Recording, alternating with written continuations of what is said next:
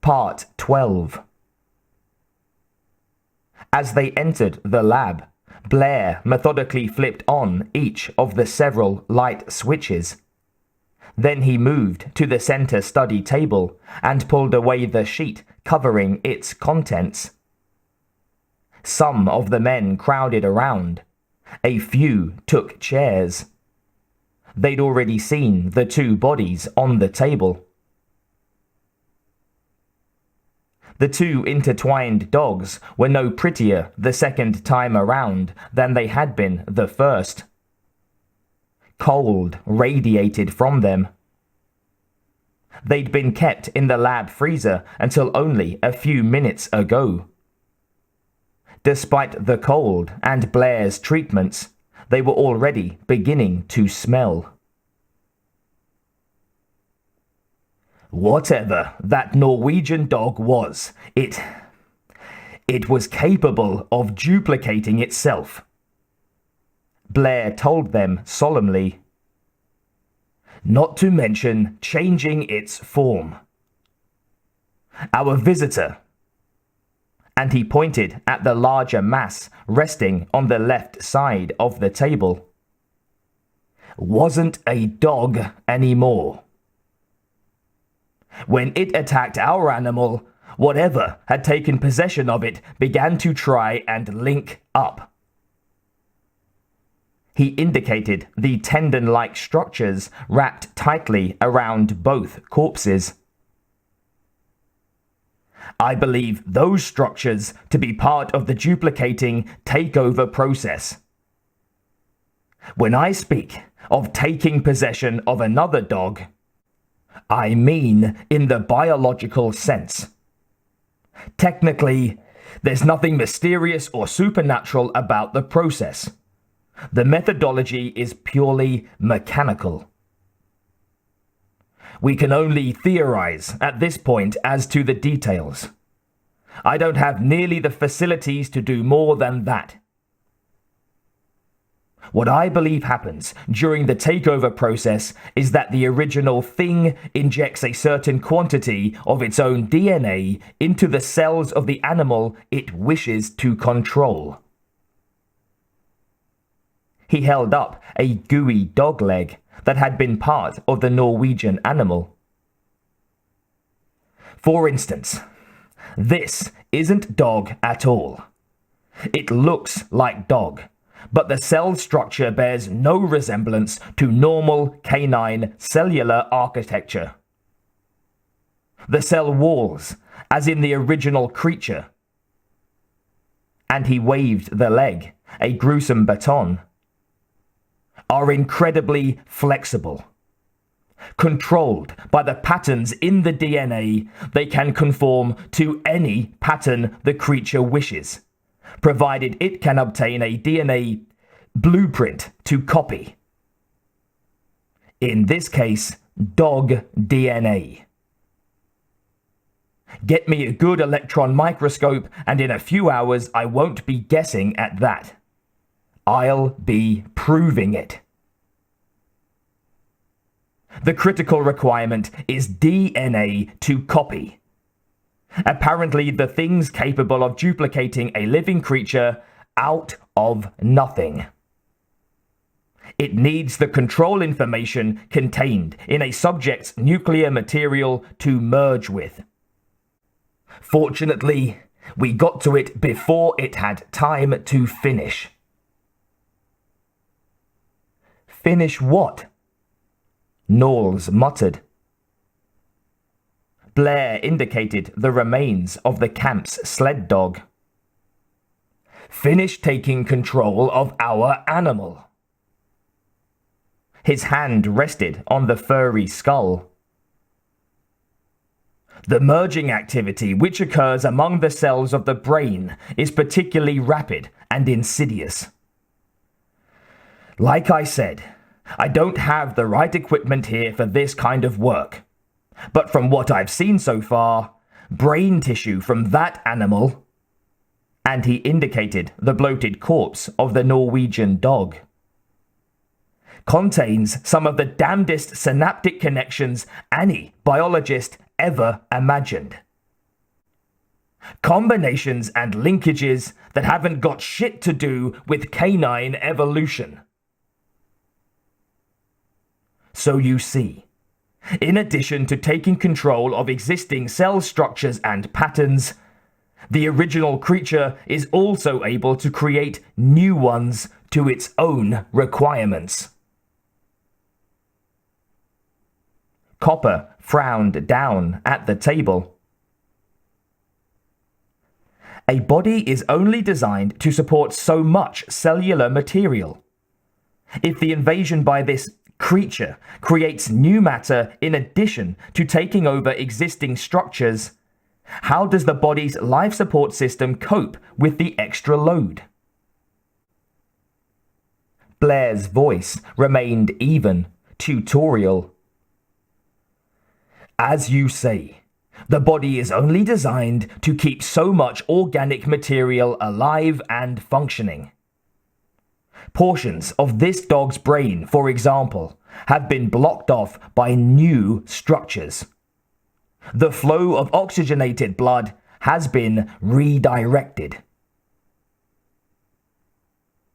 In other words, Copper said quietly, part of its brain has been turned off. Blair nodded.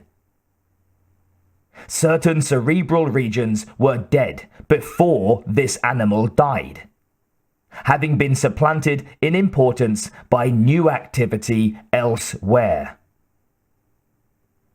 What regions were turned off? Difficult to say. There was massive parasitic invasion. Some of those which control portions of the memory, intelligence, and in particular, individuality. Hard to tell with a dog, of course, be it dead or alive. He turned his gaze back to the interlocked bodies. I think the whole process would have taken about an hour, maybe more. I've no way of knowing for certain, of course. There's nothing comparable in the literature. I'm extrapolating as best I can from what little we've been able to find out. And when that hour was up? Gary asked pointedly. The biologist looked over at him. The conduits supplying connective material, these tendon things, would vanish, and you'd have two normal-looking dogs again. Only they wouldn't be normal anymore, and they'd be dogs only in appearance. I'll buy that, agreed Palmer fervently. That thing in the ice the Norwegians dug up sure weren't no dog. Of course not. Blair tried to control his impatience. These men are not scientists, he reminded himself, except for Bennings, Norris, and Fuchs. If nothing else, the size of the missing portion of the excavated ice block points to a much larger creature. How much larger, we've no way of knowing. As I've said, the altered cell structure is remarkably flexible. It's capable of a good deal of expansion or contraction. What do you think happened? Gary asked him. The biologist considered the question carefully. Whenever the original thing was thawed out, revived, well, it certainly was disorientated. If its memory was intact, it must have realized it couldn't survive for long in our atmosphere in its original state. Being the incredibly adaptive creature that it is, it tried to become something that could. Once again, he indicated the recumbent mass on the table. Before the Norwegians killed it, it somehow got to this dog. What do you mean, got to the dog? Clark asked. Blair tried to be patient. I've tried to make this simple. That may be impossible. This thing was a life form that was able to take control of any creature it got a hold of. Cell for cell, neuron for neuron. The concept is staggering. The closest terrestrial analog I can think of is the lichen, which is not really an individual creature, but an association of two very different kinds of life, algae and fungi. But this is much more complex and complete. It's certainly not in the least symbiotic. The invading thing acts like a true parasite, taking complete control of the host for its own advantage. There's no mutual assistance, insofar as I've been able to determine. I don't pretend to completely understand all the ramifications myself. You're saying, Childs broke in, pointing skeptically at the Norwegian intruder on the table. That big mother in the ice those guys chipped out became that dog? Blair nodded. And there was no reason for it to stop there.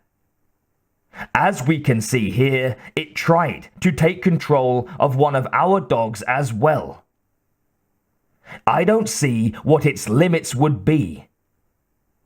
It could have become as many dogs as it wanted to without surrendering control of its original host body. It doesn't take much organic material to alter DNA, though I'm not sure about the other large-scale changes. One cell is enough. The DNA pattern of the new host is irrevocably altered. And so on and so on. Each animal it takes over becoming a duplicate of the original thing. You been into Childs' weed, Blair? Norris muttered. Blair's fist slammed onto the table. Look! I know it's hard to accept. I know it's difficult to picture an enemy you can't see. But if that stuff gets into your system, in about an hour, it takes you over. Fuchs finished for him. It's more than that. More than you becoming a part of it. The you is gone, wiped out, shunted aside permanently by a new set of cellular instructions. It retains only what it needs of the original. The way it used the memory patterns of the Norwegian dog to make certain it acted in a recognizably dog-like manner. It licked my hand, Norris muttered. As it was being chased by those guys in the helicopter. It came right up to me and licked my hand and whined for help. Blair nodded. Sure it did. It keeps anything useful. This organism is highly efficient, not wasteful. And it's clever. Much too clever for my liking. So what's the problem? Gary wanted to know. He indicated the two bodies lying unthreateningly on the table. The torch crisped it pretty good. The biologist turned to stare down at the canine forms. There's still some cell activity. Clinically speaking, it's not entirely dead yet. Clark jumped backward and stumbled over a waste can. The reaction from the rest of the men was similar, if not as extreme. "Take it easy," Blair told them, hiding the glimmerings of a smile. "You said one cell was enough to take control," Norris murmured, his eyes on the suddenly malignant corpses. "To imprint a pattern, yes," Blair admitted, "but not to initiate the takeover procedure. That requires a much greater quantity of protoplasmic material.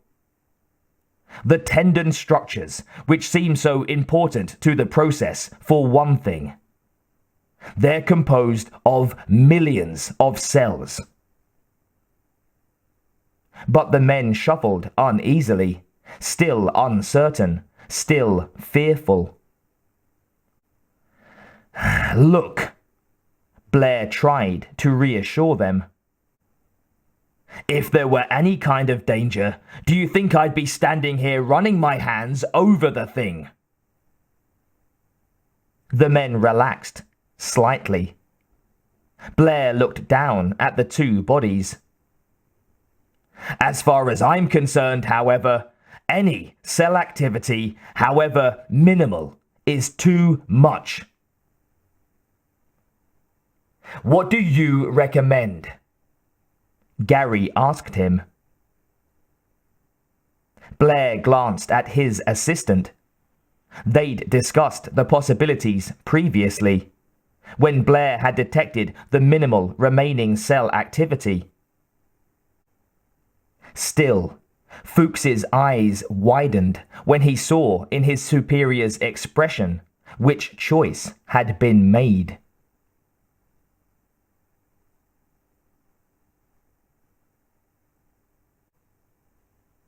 You can't do this!" Fuchs was screaming into the night. It was very dark outside. The wind had let up, and there was no snow in the air to obscure the vision of the heavily bundled up men trudging out of the compound. Their purpose was equally clear.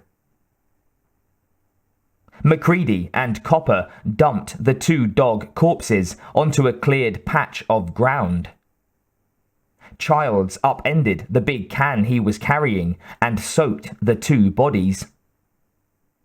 The smell of gasoline was sharp in the perfectly clean air. He used the entire contents of the can, shaking the last few drops onto the rigid bodies. "You can't do it!" Fuchs was arguing violently with his companions. "You can't burn these last remains!" He was beside himself with a mixture of frustration and fury. But he didn't know what to do about it. Childs put the gas can aside and picked up the big industrial torch, while MacReady emptied the contents of a second can onto the bodies. They were going to be as thorough as their orders allowed. "And the horse you rode in on, Fuchs." The pilot stepped back and tossed the can after its mate. The empty containers rang loudly in the darkness when they struck.